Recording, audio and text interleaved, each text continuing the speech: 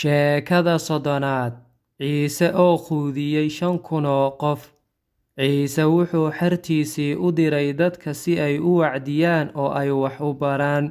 Markii ay ka soo laabteen waxbaristii iyo wacdigii oo ay u yimaadeen Ciise, waxay Ciise u sheegeen wixii ay soo qabteen.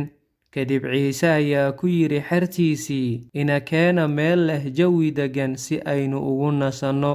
Kadibna doon ayay raaceen si ay uga gudbaan harada oo ay u gaaraan dhanka kale. Laakiin waxaa jiray dad badan oo arkayay markii Ciise iyo xertiisu ay ka tagayeen halkaas. Dadkii badnaa dhanka kale ee biyaha ayay u carareen si ay uga sii horreeyaan Ciise iyo xertiisa.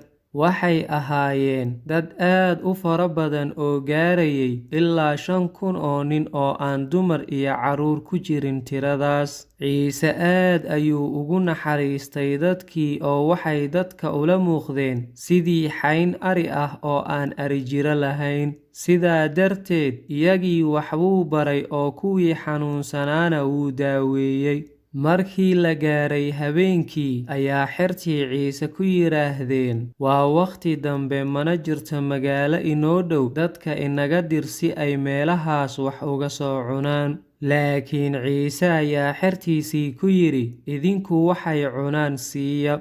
Xertiina waxay ugu jawaabeen, sidee ayaan u samayn karnaa sidaas? Waxaan haysanaa 5 xabbo oo rooti ah iyo 2 xabbo oo kalluun ah. Ciise ayaa xertiisii u sheegay in ay dadka isugu yeeraan una sheegaan inay fariistaan meel doog leh si koox ah, kooxdana ay ahaato min 50 qof. Kadib Ciise ayaa sare u qaaday 5 xabbo ee rootiga iyo 2 xabbo ee malayga ahayd. Kadibna samada ayuu fiiriyey oo Ilaah ayuu uga mahadnaqay. Kadib Ciise wuxuu bilaabay inuu kala jarjaro rootigii iyo kalluunkii.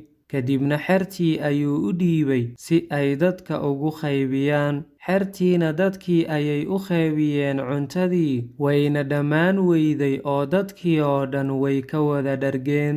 Intaa kadib, xertii waxay dib u ururiyeen 12 dambiil oo cuntadii hartay ah oo aan waxba laga cunin, waayo dadkii oo dhan way wada dhargeen.